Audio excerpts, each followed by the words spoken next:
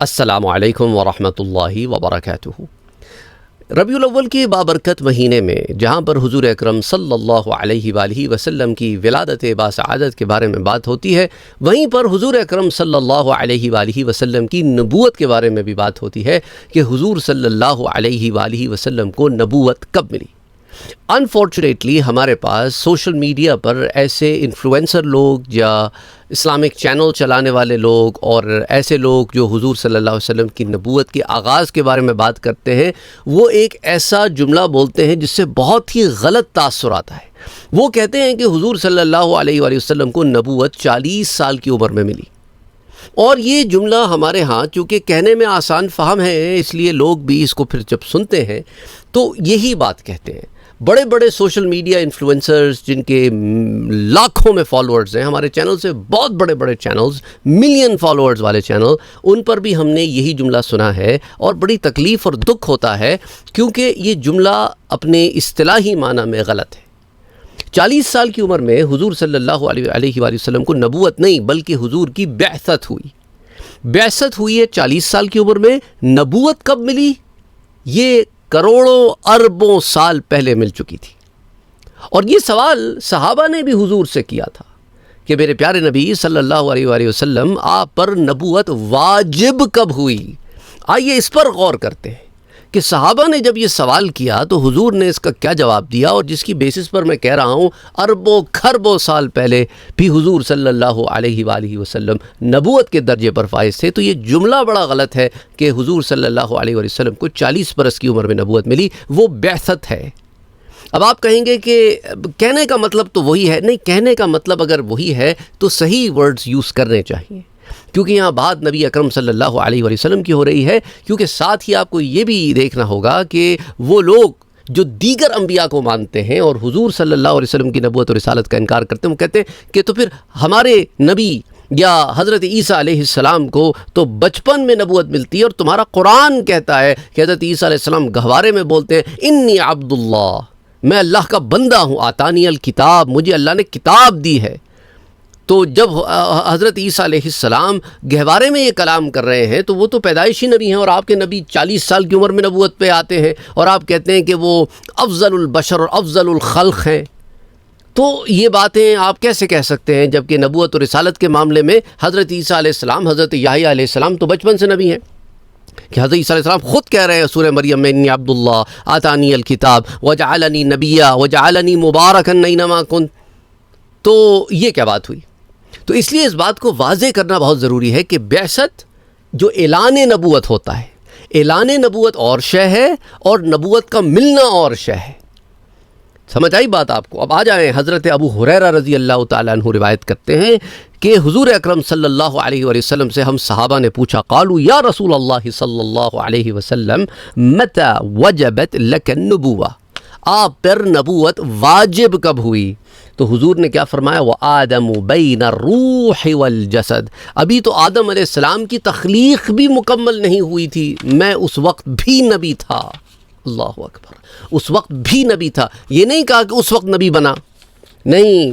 تو یا رسول اللہ، آپ پر نبوت کب واجب ہوئی؟ تو حضور نے فرمایا میں اس وقت بھی نبی تھا جب آدم کی تخلیق ابھی روح اور جسم کے درمیانی مراحل میں تھی، یعنی روح اور جسم کا باہمی تعلق ابھی قائم بھی نہیں ہوا تھا، تو اس وقت بھی میں نبی تھا۔ اور یہ روایت جو ہے اسے امام ترمذی نے روایت کیا ہے، کتاب المناقب عن رسول اللہ، حدیث 3609۔ امام احمد بن حنبل نے اسے المسند میں، امام حاکم نے اسے المستدرک میں، ابن ابی شیبہ نے اسے المصنف میں، اسی طرح النشاپوری جو ہے ابو سعد النشاپوری، یہ شرف المصطفیٰ میں سے بیان کرتے ہیں، اور امام طبرانی معجم الاوسط اور معجم الکبیر میں، اور اسی طرح امام ابو نعیم حلیۃ الاولیاء میں، اسی طرح دلائل النبوہ میں، امام بخاری نے اسے تاریخ الکبیر میں روایت کیا ہے، اسی طرح الخلال نے اسے السنہ میں روایت کیا ہے، اور کہتے ہیں کہ اس کی اسناد درجہ صحیح کو پہنچتی ہے، اور امام ترمذی بھی یہی کہتے ہیں کہ ھذا حدیث حسن صحیح، اور امام حیثمی کہتے ہیں کہ امام احمد نے اور امام طبرانی نے روایت کیا ہے، وہ رجال الصحیح، اور اس کے رجال درجہ صحیح پر ہیں، اور امام شیبانی نے اسے الحادی والمثانی میں روایت کیا ہے، اور اسی طرح اور بہت ساری کتب، یعنی میرے پاس اس کے اندر جو کتابیں ہیں اس کی جو فہرست ہے وہ کوئی 1.5 صفحے کی کتابیں ہیں، ان کی فہرست ہے جن میں یہ کتاب جن میں آئے، تو میں ایک ایک کتاب کا نام لوں گا تو آپ کہیں گے سر بہت کتابیں ہو گئیں۔ تو اسے امام ترمذی نے اور امام حاکم نے روایت کیا ہے، اور میں نے آپ کو بتایا کہ انہوں نے اس کے بارے میں کیا حکم لگایا ہے۔ اچھا، اب آ جائیں ایک اور روایت کی طرف جو حضرت میسرۃ الفجر رضی اللہ تعالیٰ عنہ کی روایت ہے کہ قلت، وہ کہتے ہیں میں نے حضور اکرم صلی اللہ علیہ وآلہ وسلم سے سوال کیا، متی کنت نبیا، آپ نبوت سے کب سرفراز کیے گئے؟ تو حضور نے کیا فرمایا؟ قال وآدم بین الروح والجسد، کہ میں اس وقت بھی نبی تھا جس وقت آدم کی تخلیق ابھی روح اور مٹی کے مرحلے میں تھی۔ اور اس روایت کو امام حاکم نے، امام طبرانی نے روایت کیا ہے، اسی طرح امام بخاری نے اسے تاریخ الکبیر میں روایت کیا ہے۔ تو امام بخاری کی کئی کتب حدیث ہیں، صحیح بخاری کے علاوہ آپ نے الادب المفرد بھی لکھی ہے، امام بخاری کی تاریخ بھی ہے، اور امام حاکم کہتے ہیں کہ ھذا حدیث صحیح الاسناد، اس حدیث کی جو سند ہے وہ درجہ صحیح کو پہنچتی ہے۔ اچھا، اسی طرح ایک روایت حضرت عبداللہ ابن عباس سے بھی آتی ہے، قال قیل یا رسول اللہ متی کتبت نبیا، وہ کہتے ہیں میں نے حضور سے یہ پوچھا یا رسول اللہ آپ پر نبوت کب فرض کی گئی، کب لکھ دی گئی، لوح محفوظ میں لکھ دی گئی، آپ پر فرض کر دی گئی؟ تو حضور نے فرمایا وآدم بین الروح والجسد، کہ آدم ابھی تخلیق کے مراحل میں تھے، میں تب بھی نبی تھا۔ اللہ اکبر۔ اور اسے امام احمد نے روایت کیا ہے اور امام طبرانی نے ابن ابی عاصم سے، اور اسی طرح اس کی اسناد بھی درجہ صحیح کو وَرِجَالُهُ كُلُّهُمْ ثِقَاتٌ رِجَالُ الصَّحِيحِ وَقَالَ الذَّهَبِي، امام ذہبی کہتے ہیں ھذا حدیث صالح السند۔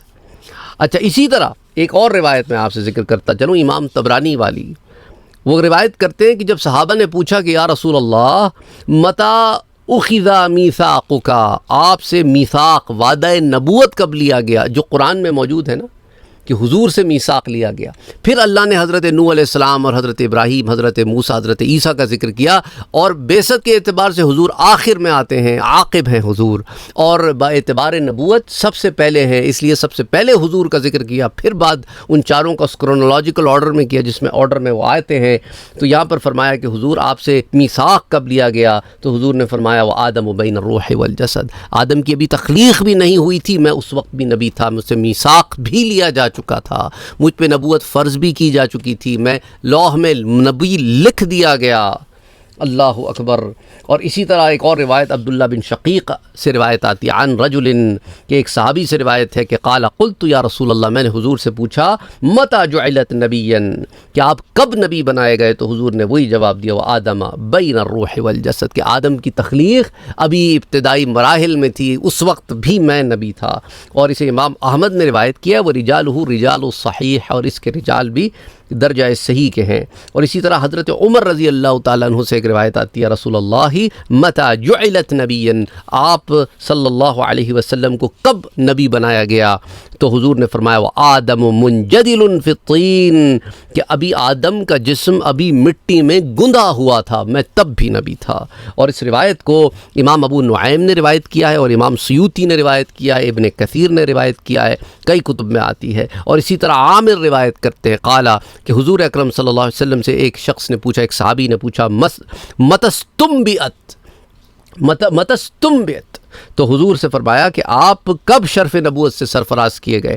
فقالا، تو حضور نے فرمایا وآدم بین الروح والجسد حین اخذ من المیثاق، کہ ابھی آدم کی تخلیق بھی نہیں ہوئی تھی اور مجھ سے میثاق نبوت لیا جا چکا تھا۔ اللہ اکبر۔ اسے امام ابن سعد نے الطبقات میں سے روایت کیا ہے۔ تو اب آپ اس سے اندازہ کریں کہ کتنے ساری روایتیں، اور میرے پاس اس وقت بھی سینکڑوں روایتیں موجود ہیں جس کے اندر اس بات کو ذکر کیا گیا ہے۔ تو اب آپ اس سے اندازہ کریں کہ ہر شے حضور سے واقف تھی۔ حضور کی جب آمد ہوئی ہے اس دنیا میں تب ہر شے جانتی تھی، انسان اور جن کو ابھی تک معرفت نہیں ہوئی تھی، اور وہ لوگ بھی انتظار میں بیٹھے تھے جو اہل کتاب ہیں، اور جو غیر اہل کتاب ہیں ان کے پاس بھی کسی نہ کسی فارم میں یہ انفارمیشن موجود ہے کہ حضور صلی اللہ علیہ وسلم نے آنا ہے، اور حضور کی بعثت سے قبل مختلف چیزوں کا آنا، حضور کی پیدائش کے وقت مختلف چیزوں کا آنا، بعثت کے وقت مختلف چیزوں کا آنا، مختلف نشانیوں کا مختلف کتابوں میں موجود ہونا۔ اچھا، اب میں آپ کو ایک روایت بتاتا چلوں۔ حضرت جابر بن سمرہ رضی اللہ تعالیٰ عنہ روایت کرتے ہیں کہ حضور صلی اللہ علیہ وسلم نے فرمایا کہ انا بمکہ حجرن، مکے میں ایک ایسا پتھر ہے جو بعثت کی راتوں میں سلام کیا کرتا تھا، میں اسے اب بھی پہچانتا ہوں۔ کان یسلم علی لیالی بعثت انی لاعرفہ الآن، میں آج بھی اس کو پہچانتا ہوں۔ تو اب آپ اس سے اندازہ کریں کہ حجر بھی واقف ہیں حضور سے، کہ حضور صلی اللہ علیہ وسلم بعثت حضور کی ہو چکی ہے، تو اب وہ بھی سلام پڑھ رہے ہیں۔ سبحان اللہ۔ اور اس حدیث کو امام ترمذی نے روایت کیا ہے اور کہتے ہیں ھذا حدیث حسن، یہ درجہ حسن کی روایت ہے۔ پھر اس کو امام احمد بن حنبل نے روایت کیا المسند میں، امام ابو یعلا نے المسند میں، امام طیلاسی نے المسند میں، امام طبرانی نے المعجم الکبیر میں، اور اسے پھر امام بیہقی نے دلائل النبوہ میں، اور ابن حیان نے العظمیٰ میں، کئی کتب حدیث میں یہ روایت آتی ہے۔ اچھا، پھر حضرت علی رضی اللہ تعالیٰ عنہ سے بھی ایک روایت آتی ہے، اس پر پھر درس کا اختتام کرتے ہیں۔ قال کنت مع النبی صلی اللہ علیہ وسلم بمکہ، کہ میں حضور صلی اللہ علیہ وسلم کے ساتھ مکے میں تھا۔ فخرجنا فی بعض نواحیہا، ہم مکے کے گرد و نواح کے علاقے، جو پہاڑی علاقے ہوتے ہیں، باہر کے علاقے، شہری آبادی سے دور کے علاقے، وہاں گئے۔ فَمَسْتَقْبَلَهُ جَبَلٌ وَلَا شَجَرٌ إِلَّا وَهُوَ يَقُولُ، کوئی ایک ایسا پہاڑ اور کوئی ایک ایسا درخت بھی نہیں تھا جس کے پاس سے حضور گزرتے ہوں اور وہ آپ سے یہ نہ کہتا ہو السلام علیکہ یا رسول اللہ۔ اللہ اکبر۔ اور اسے امام ترمذی نے روایت کیا، امام دارمی نے، امام حاکم نے، اور امام ترمذی اور امام حاکم نے اس روایت کو نقل کرنے کے بعد کہا، امام ترمذی نے ھذا حدیث حسن، اور امام حاکم نے ھذا حدیث صحیح الاسناد۔ اور صرف یہی نہیں ہے، امام جرجانی بھی اسے تاریخ جرجان میں، امام مزی سے تہذیب الکمال میں، امام مندری سے ترغیب و ترہیب میں، المقدسی احادیث المختارہ میں، کئی کتب حدیث میں، امام دارمی سے سنن میں، کئی کتب حدیث میں یہ روایت آتی ہے۔ اور ایسی سینکڑوں روایتیں موجود ہیں جس میں حضور اکرم صلی اللہ علیہ وآلہ وسلم نے بتایا کہ مجھ سے میثاق کب لیا گیا۔ اور اسی طرح جو ہے اور بہت ساری حدیثیں ہیں، میں ایک ایک حدیث میں جاؤں گا تو اگین پراببلی گھنٹہ نکل جائے گا، پھر آپ کہتے ہیں کہ بھئی درس بہت طویل ہو جاتے ہیں اور ہم اتنے طویل درس نہیں سن سکتے۔ بتانے کا مقصد یہ تھا ان روایات سے، ان چھوٹی چھوٹی روایتوں سے، کہ حضور اکرم صلی اللہ علیہ وآلہ وسلم اپنی اس بشری پیدائش سے ارباہ کروڑوں پتہ نہیں کتنے کھرب سال پہلے بھی نبوت پہ سرفراز ہی ہیں۔ اور نور محمد کی تخلیق کے بارے میں بھی ہم پڑھ چکے ہیں، کہ حضور صلی اللہ علیہ وسلم کا نور تخلیق ہوا ہر شے کی تخلیق سے قبل، ہر شے کی اور نور محمدی پر میں نے آپ کو بہت سارے درس دیے ہیں پہلے۔ تو اب آپ جانتے ہیں کہ اس کو پھر میں مزید کیا بیان کروں، کہ حضور صلی اللہ علیہ وآلہ وسلم نے خود اس چیز کو اتنا کھول کر بیان فرما دیا کہ جب حضرت جابر نے پوچھا کہ اول شیء خلقہ اللہ تعالی قبل الاشیاء، کہ اے میرے پیارے نبی مجھے بتائیے، اخبرنی وہ کون سی چیز تھی جسے اللہ نے سب سے پہلے تخلیق فرمایا؟ تو حضور نے فرمایا جابر ان اللہ قد خلق قبل الاشیاء نور نبیک من نورہ، تو اللہ نے اپنے دست قدرت سے ایک نور کو تخلیق فرمایا اور وہ نور تیرے نبی کا نور تھا۔ اور جب یہ نور تھا فجعل ذلك النور يدور بالقدرت حيث شاء اللہ تعالی، اور یہ نور اللہ کی قدرت سے جہاں چاہتا جاتا، جہاں جتنی دیر اللہ نے اسے رکھا یہ سیر کرتا رہا۔ یہ اللہ سبحانہ و تعالی نے اسے ایک ایسا معرفت کا جام پلایا کہ وہ معرفت کا جام یہ نور پیتا رہا، کہ اس نور کو جتنی اللہ کی معرفت ہوئی پھر کسی خلق کو نہیں ہوئی۔ پھر اللہ سبحانہ و تعالی نے جب تک چاہا یہ نور نور ہی رہا، پھر اللہ نے اس نور کی پرتو سے مزید چیزوں کی تخلیق فرمائی، کہ پھر اب بات سمجھ میں آتی ہے جب حضور نے فرمایا، جب اللہ نے فرمایا حضور کے بارے میں کہ یہ حضور کو ہم نے رحمت للعالمین بنا کے بھیجا ہے۔ رب العالمین نے حضور کو تمام جہانوں کے لیے رحمت بنا کے بھیجا ہے۔ تمام جہانوں کے لیے رحمت وہی ہو سکتا ہے کہ ہر جہان میں جس کی جھلک ہو، اور وہ پھر یہی سمجھ میں آتا ہے وہ کیسے ہوگی، وہ ایسے ہوگی جو اس حدیث سے آتا ہے کہ حضور نے فرمایا قبل الاشیاء، ساری چیزوں سے پہلے، قد خلق قبل الاشیاء، ہر شے سے پہلے اللہ نے تیرے نبی کے نور کو بنایا۔ فجعل ذلك النور يدور بالقدرت حيث شاء اللہ تعالی ولم يكن في ذلك الوقت، اس وقت اللہ نے حضور کو تخلیق فرمایا، پھر وقت تخلیق فرمایا، لیکن اس وقت میں حضور کی ذات کے سوا کوئی شے تھی نہیں۔ اللہ اکبر۔ اور اس کے بعد جب قلم کو تخلیق فرمایا اور لوح کو تخلیق فرمایا، تو وہ بھی پھر اللہ نے حضور کے نور سے فرمایا، حضور کے نور کو کی پرتو سے اللہ نے پھر مختلف اقسام پیدا فرمائی. ان میں سے سب سے پہلے پھر قلم کو اور پھر لوح کو پیدا فرمایا. پھر قلم کو حکم دیا، جو ایک اور روایت میں آتا ہے کہ لکھ جو ہو چکا اور لکھ جو ہوگا. تو قلم سے پہلے تو پھر ایک ہی چیز ہوئی تھی، وہ حضور صلی اللہ علیہ وسلم کا نور تھا. ورنہ پہلے اگر قلم سب سے پہلے بنایا گیا تو پھر قلم سے پہلے تو کچھ ہو نہیں سکتا، تو پہلے کا کیا لکھوں؟ تو پہلے کا لکھنے سے مراد یہی ہو سکتا ہے، پھر بات سمجھ میں آتی ہے.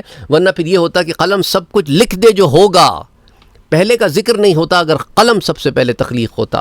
تو قلم کے پہلے تخلیق ہونے سے مراد کیا ہے؟ وہ جو روایت آتی ہے کہ اول شیئن، پہلی چیز اللہ نے تخلیق فرمائی وہ قلم تھی. تو یعنی معلوم کیا ہوا اس سے کہ حضور کے نور سے جو چیز سب سے پہلے تخلیق ہوئی وہ قلم تھی. اور پھر قلم بھی ایسا کہ اسے قوت گویائی بھی ہے، قوت سماعت بھی ہے، وہ سن بھی سکتا ہے، وہ بول بھی سکتا ہے، وہ سمجھ بھی سکتا ہے، وہ کام بھی کر سکتا ہے. وہ سارا کچھ جو ہے اس کو عطا فرمایا اللہ نے. تو اس کا مطلب ہے اللہ نے صفت کے ساتھ اسے پیدا فرمایا. ان صفتوں کی تخلیق بھی اللہ نے فرمائی ہے. اللہ اکبر. پھر وہ ایک بڑی لمبی بحث ہے، اگر ہم اس میں جائیں گے تو پھر بہت وقت نکل جائے گا. تو میں سمجھتا ہوں کہ اس سے آپ کے یہ کانسیپٹ تو کلیئر ہو گیا ہوگا. اگر آپ کے علم میں آلریڈی یہ باتیں تھیں تو ایک دفعہ یاد دہانی ہوگی، یا آپ ہی مجھے کامنٹ سیکشن میں بتا سکتے ہیں کہ آپ کو اس چیزوں کا پہلے سے علم تھا یا اب ہوا ہے یا ایک یاد دہانی تھی. وما علینا الا البلاغ.